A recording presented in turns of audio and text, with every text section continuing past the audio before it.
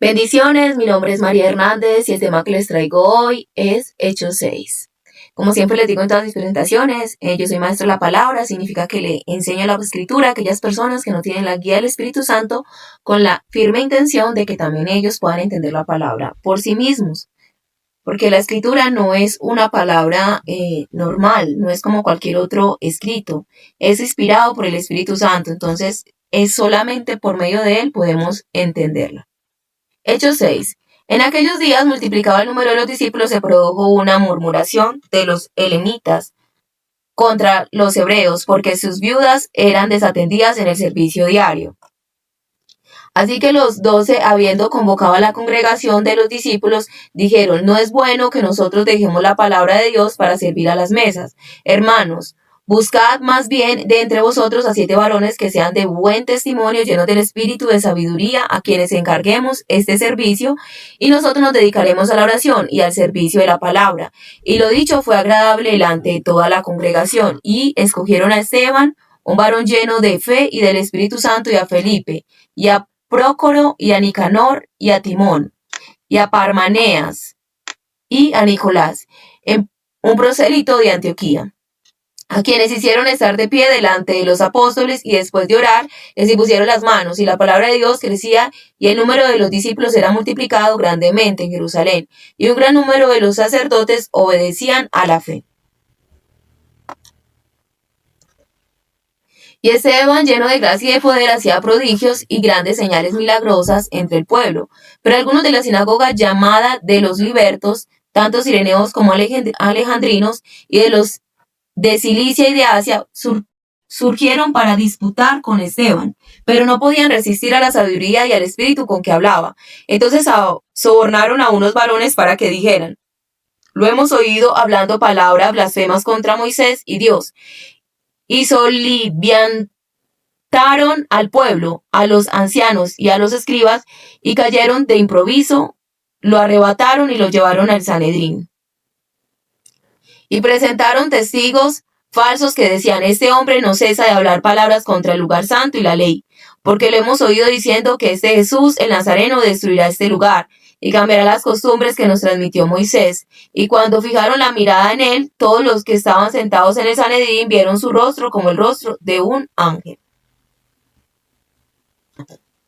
Bueno, mis amados, como vimos ahorita en este pasaje de Hechos 6, encontramos que escogieron como a 7 varones, o no sé cuántos realmente, y entre esos a Esteban, porque ellos tenían en Jerusalén unas personas, ¿cierto? Que son los judíos que iban en Jerusalén, pero tenían otros judíos que eran por fuera, o sea, que no pertenecían a Jerusalén, sino que eran por fuera.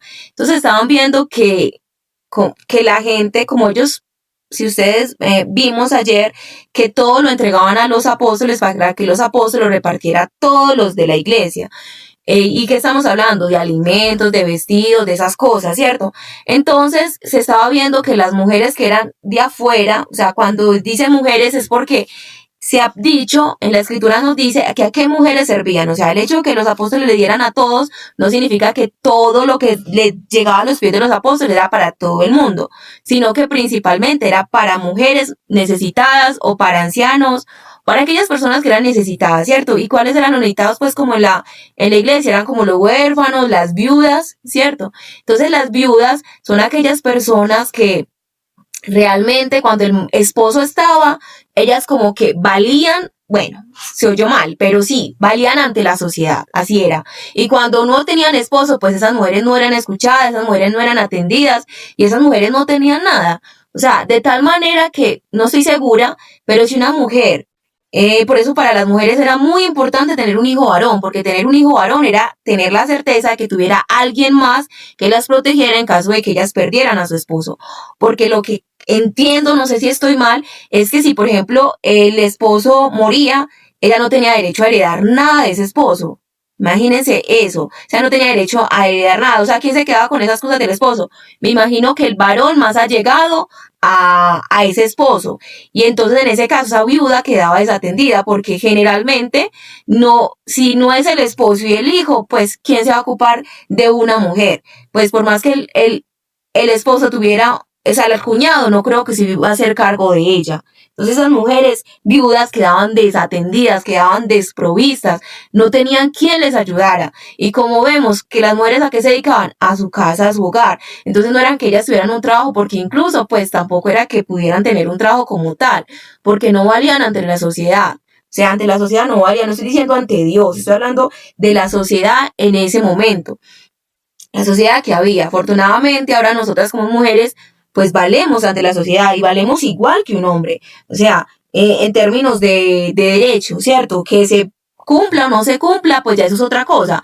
Pero en sí nosotras podemos salir a trabajar, pero no era el caso de esas mujeres antes. Entonces había este problema en esa sociedad y era que entonces las mujeres que tenían necesidades, la iglesia les ayudaba, ¿cierto? Pero la iglesia también le decía a la gente, no, mire, si usted tiene una viuda en su casa, ayúdele. O sea, si usted es el hijo, ayúdele. Si usted es el hermano, ayúdele. O sea, le están diciendo para que la iglesia no se cargue con tantos necesitados.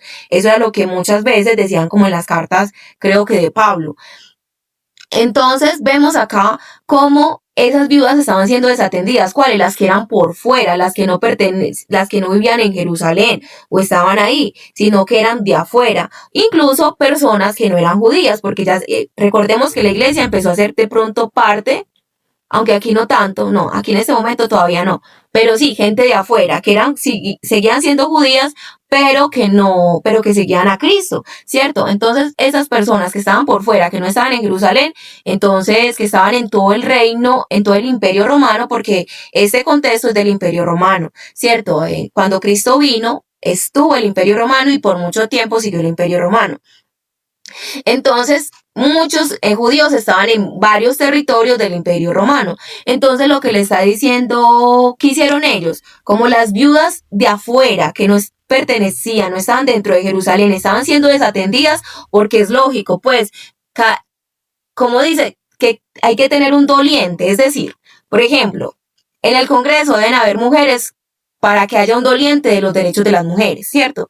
Debe haber personas de color de piel morena para que haya un doliente de las personas de color de piel morena. Y así, ¿cierto? Desafortunadamente no hay doliente para los niños, pero se supone que hemos creado a los niños, ¿cierto? Pero sí tiene que haber un doliente, una persona que sienta las necesidades del otro, entonces diga, no, yo voy a luchar por mis propias necesidades y eso incluye las necesidades de los demás. Entonces en Jerusalén pasaba que los que estaban repartiendo las cosas eran de Jerusalén. Entonces, ¿a quién les importaba? Pues la gente de Jerusalén. Y entonces estaban desatendiendo los de afuera. Entonces, ¿qué dijeron? Escojamos a 7 varones llenos del Espíritu Santo y a quienes puedan ellos hacer esta obra, para que nosotros, a los apóstoles, nos dediquemos o sea, estaba hablando pues Pedro, me imagino, o los apóstoles, para que nosotros nos dediquemos a la palabra y a la predicación, ¿cierto? Y a la oración. O sea, que son las cosas del ministerio, las cosas de Dios, la cosa de intimidad de Dios, lo más importante para un ministerio. Porque lo más importante en un ministerio, mis amados, es la oración y es la palabra. O sea, si no hay oración y no hay un conocimiento de la palabra, no hay ministerio. A veces la gente, y esas dos cosas tienen que ir enlazadas. Por ejemplo, cuando yo les predico a ustedes, sí yo tengo una oración previa o el día anterior he orado, porque hay veces que predico antes de orar por X o Y circunstancia, pero después de que les predique, igual oro después. Pero sí es importante esas dos cosas. Para aquel que predica tiene que haber oración y tiene que haber predicación. Para aquel que tiene un ministerio, cualquiera que sea. Hay gente que hace ministerios, pero no tiene ese fundamento de la lectura de la palabra y de la oración. O sea, su ministerio es vacío, ¿cierto? Entonces, ellos escogieron a otros varones para que hicieran las otras obras, porque ellos tenían que estar dedicados 100% a eso. O sea, los apóstoles tenían que estar dedicados a la oración y a la lectura de la palabra, porque si ellos no se dedicaban a esto, no nos iban a poder dejar lo que ellos nos dejaron. ¿Qué nos dejaron ellos? Pues toda la escritura, todo el Nuevo Testamento. El resultado de que ellos se dedicaron a oración y a dar unas normas a la iglesia, lo que se tenía que hacer o no se tenía que hacer en la iglesia. Entonces así fue que escogieron a estos varones para que repartieran los alimentos a las mujeres de afuera, a las mujeres que no pertenecían a Jerusalén.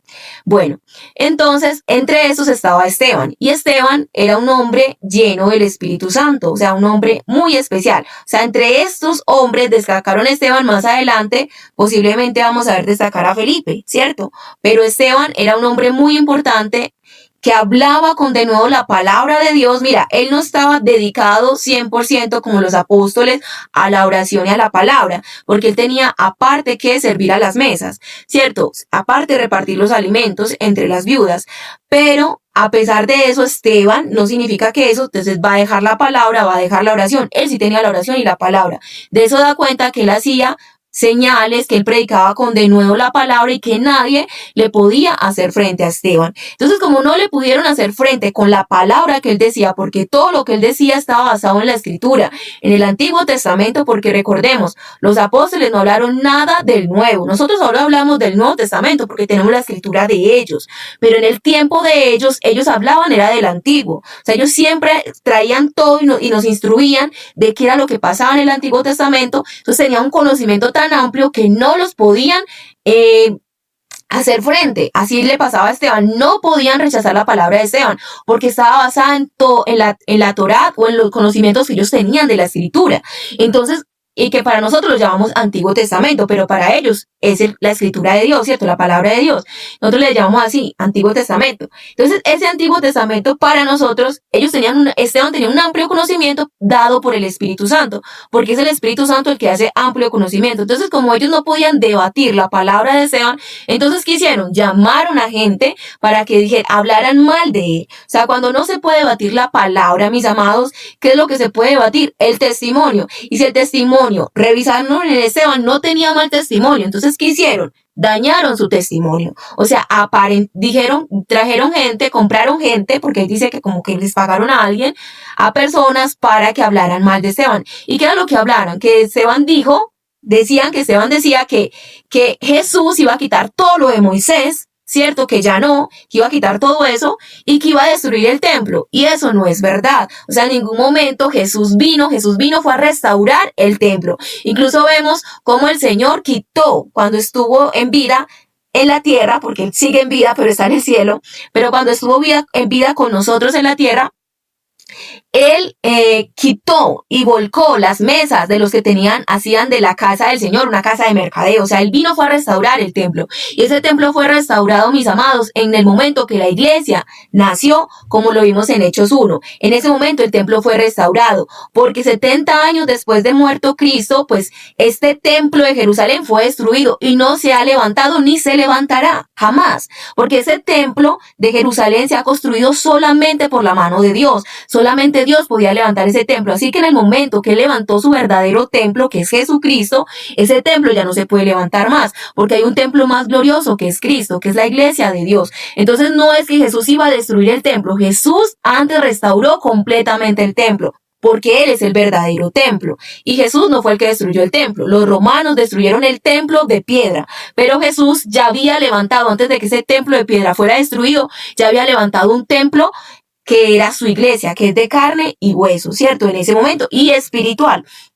Entonces levantó, porque el Señor dice que no habita en templos hechos por hombres, y el templo de Jerusalén fue hecho por hombres. Entonces él quería levantar un templo hecho por él mismo. ¿Cuál fue ese templo hecho por él mismo? Pues la iglesia, porque es un templo que no es hecho por hombres, porque cada uno de nosotros fue creado por Dios, fue formado por Dios. A mí no me hizo mi mamá ni mi papá, ellos aportaron sus genes, pero el que me hizo a mí fue Dios.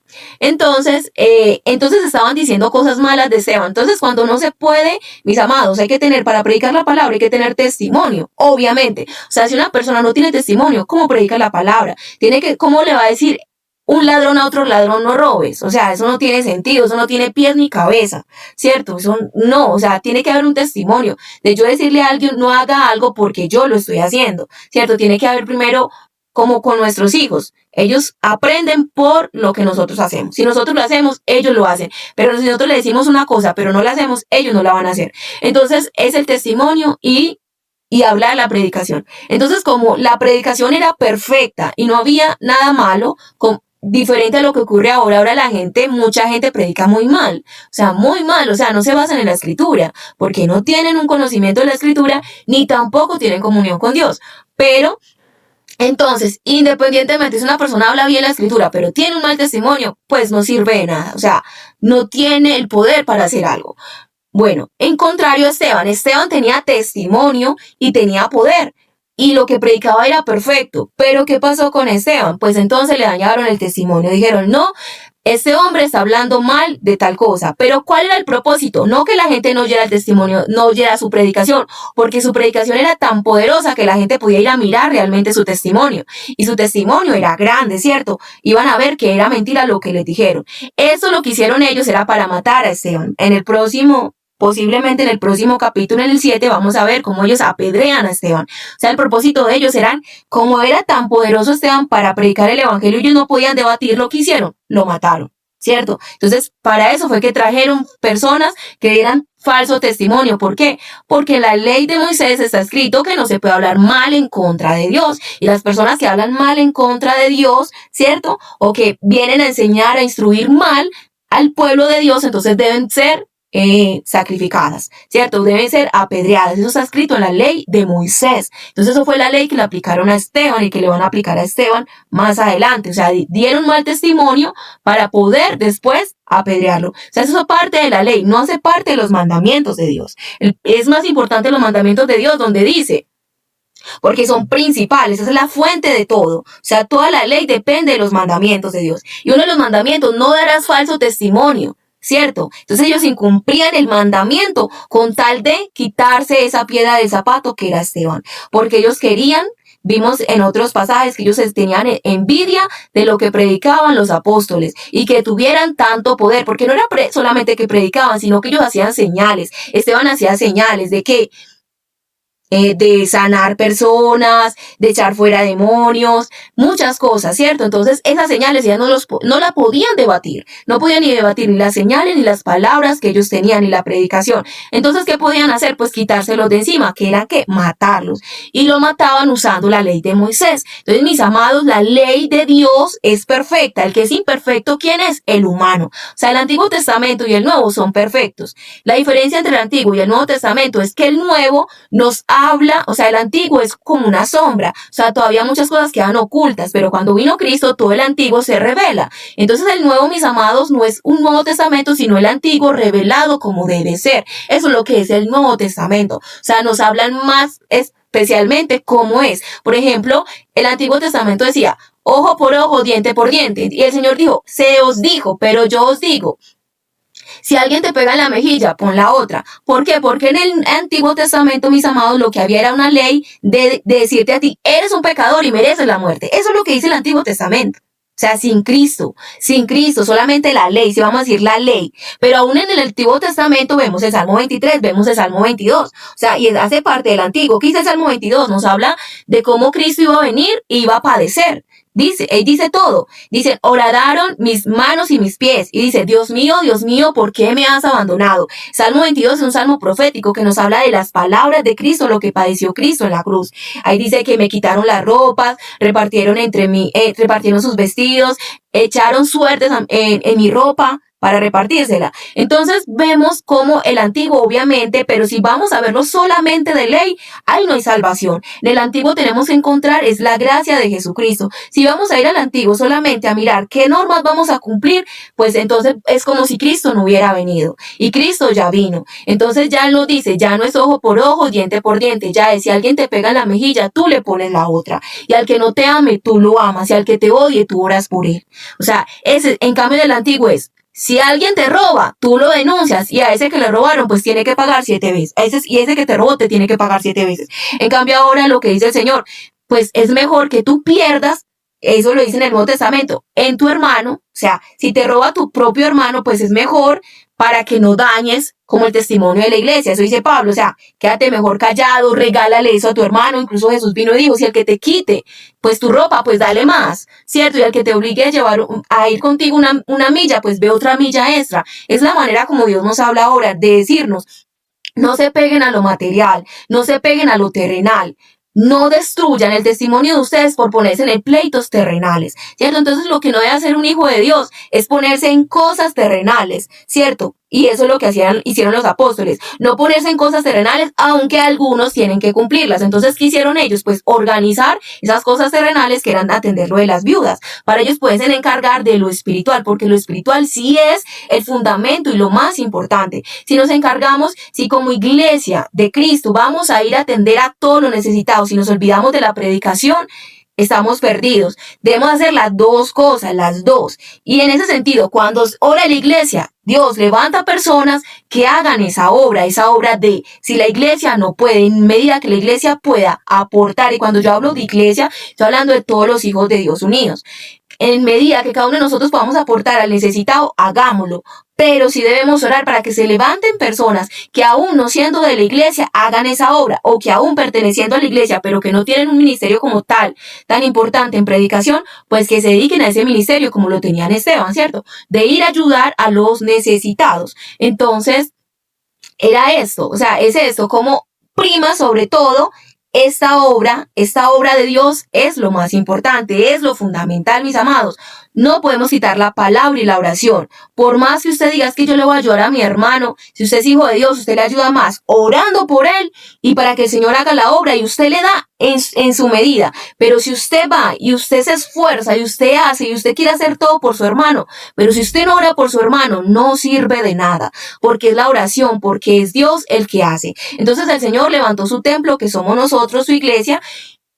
Y no fue que el Señor vino a abolir la ley, vino a que la ley se cumpliera, Él la cumplió perfectamente. Cristo cumplió completamente la ley. Y porque Él la cumplió perfectamente, a nosotros unirnos a su cuerpo, entonces la cumplimos también. Ya los hombres no se tienen que circuncidar, pues los hombres que no sean judíos, los judíos sí se deben seguir circuncidando porque son judíos. Ellos en la iglesia hay dos tipos de personas, los judíos y los no judíos. Y para los judíos se debe seguir cumpliendo muchas cosas de la escritura. Las que no se pueden cumplir es las que tienen que ver con el templo, porque ellos no pueden ofrecer sacrificios, porque no hay templo ni nunca va a haber templo, porque el templo ya fue levantado y ese templo es la iglesia del Señor. Entonces nunca se va a construir un templo, jamás. El día que pongan una piedra en ese lugar, en Jerusalén, pues ese día es que viene el Señor Jesús. Porque Él no va a permitir, esa es la abominación, o sea, es abominable que el Señor ya plantó su templo y que vengan a poner otro templo. Entonces Dios no lo va a permitir, no lo ha permitido. En más de 2 milenios no lo va a permitir ya jamás, porque Él ya levantó su templo y es Cristo. Y los judíos que no han entendido eso, pero lo tienen que entender, Cristo es el verdadero templo. Cuando nos unimos a Cristo, somos el verdadero templo de Dios. Entonces, con esta palabra, mis amados, entendamos cuál es el verdadero templo de Dios. Ya no son lugares. La gente dice, vamos a la iglesia. Mis amados, nosotros no vamos a la iglesia, ¿cierto? La iglesia va a un lugar. La iglesia llena un lugar. Pero esa no es la iglesia. Un edificio de 4 paredes no es una iglesia. La iglesia es cuando yo me uno con una persona, con otra persona, puede ser mi hijo, puede ser alguien, un hermano con quien yo hable, una hermana, ahí ya somos la iglesia. Entonces, mis amados, para que entendamos cuál es el verdadero templo de Dios, somos nosotros. Listo, empezamos a mirar que ese templo somos nosotros y que esa estructura de ese templo está levantada en Cristo y que Cristo nos enseñó con qué obras es que nosotros debemos permanecer en ese templo. O sea, ¿cuál es la obra principal? Y es la oración, o sea, la comunión con Dios. ¿Y qué otra cosa? Y la oración. Y lo tercero, obviamente, que no somos iglesia, sino hay por lo menos 2 personas. Yo solita no soy iglesia, mis amados. Iglesia es cuando hay 2 o 3 reunidos en el nombre del Señor. Y entonces el Señor lo que llama es que sea iglesia, ¿quién? Principalmente la familia. Cada uno de nosotros tenemos que tener en la casa una iglesia. Debemos tener o procurar, orar para que la principal iglesia que tengamos sea yo con mi hijo o yo con mis padres, o sea, con las personas con que yo vivo, que esa sea la principal iglesia. Y así no hay que tenemos que ir a tal lugar, no tenemos que ir, que tenemos que diezmarle a tal pastor, no. Nuestro pastor es Jesucristo y eso es la verdadera iglesia. La verdadera iglesia es aquella unida por medio del Espíritu Santo, aunque sean 2 personas, ya es más que suficiente 2 personas, pero esas 2 personas se deben expandir, ¿cierto? Ir a predicarles a otros, ir a hablarles a otros. Bueno, mis amados, entonces, ya para terminar, entonces les muestro, estos son mis canales. Estos son mis canales en TikTok, en YouTube, y mi contacto de correo es adasapredicaciones@gmail.com. Aquí me pueden contactar para si quieren, tienen alguna pregunta, quieren algún consejo, alguna petición de oración o si quieren que yo les predique. Con mucho gusto yo lo hago. Mis amados, espero que este tema les bendiga mucho. Un feliz día.